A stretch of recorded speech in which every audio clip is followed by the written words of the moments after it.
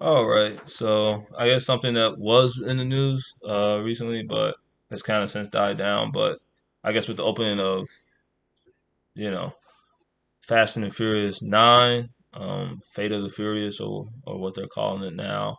I don't I don't know. I really lost track of all of the movies after uh the I think it was the yeah, it was like the last one with Paul Walker. I think it was like, you know, 2 or 3 movies ago. Like I just couldn't keep track of all the movies. Like they just got more and more outlandish as time went on.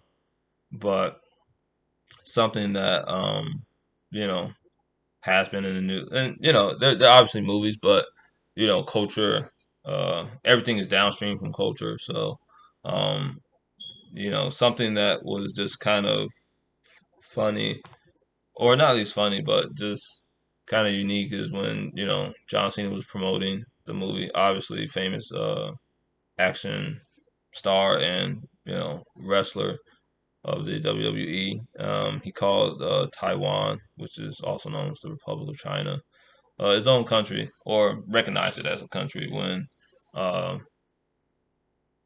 the People's Republic of China, which is mainland China, doesn't necessarily consider it its own country. And so, that sparked a little, you know, discomfort from the movie executives and things like that, since this recent Fast and Furious movie would be opening in China, or premiering in China, so ahead of the United States. And so, it's just one of those ongoing things of how people are, caving to the almighty dollar.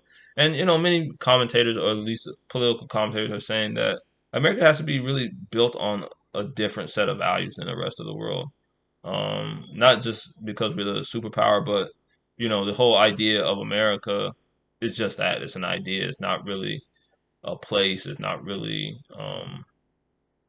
we don't have a set, identity in terms of what it means to be an American, or what freedom is, or other ideals. And so, what people have to understand is that, you know,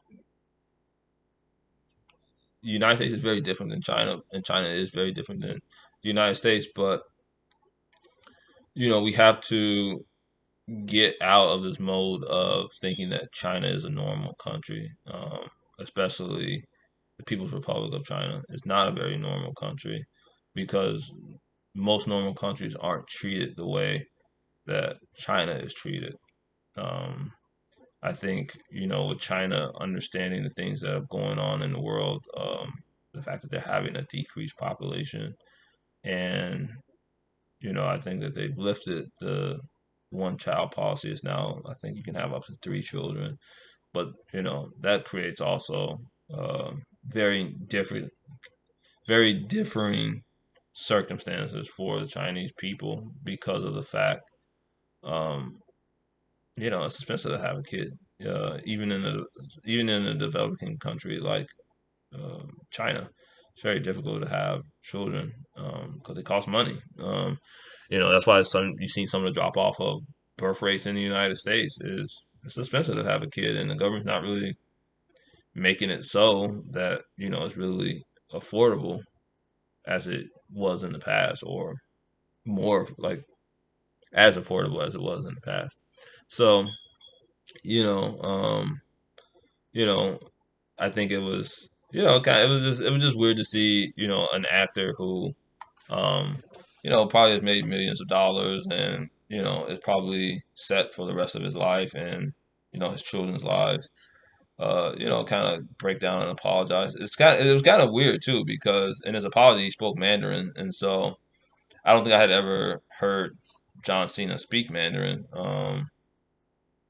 Maybe, well, no, that's not true. Maybe once or twice. But it wasn't very often that he did use Mandarin Chinese. I guess obviously not speaking Mandarin Chinese, it would have been pointless for him to speak it to American audiences, especially to myself. I don't speak really any Chinese. So, um, but Taiwan is I guess, still a touchy issue for China.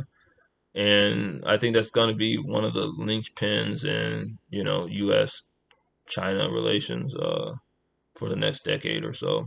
Uh, you know, irrespective of a car movie, and some actors saying that it, you know, did anything. China has a lot of things in its recent past that it's having to uh, deal with. Whether it's the June 6th incident, which is the Tiananmen Square uprising, or the student protest movement that happened in China in the 80s. But it's one of those things where China has to kind of recompense for a lot of things that has gone on in its sphere of influence. It's not just like these things can keep being overlooked. I believe it's going to be a reckoning because the United States isn't gonna allow most of these things to stand for much longer. But we have to wait and see. Um, I think Fast and Furious would probably do well as a movie, but you know, uh, we'll see. I actually got a Mao John Cena shirt where it's like John Cena's face imposed over Mao Zedong's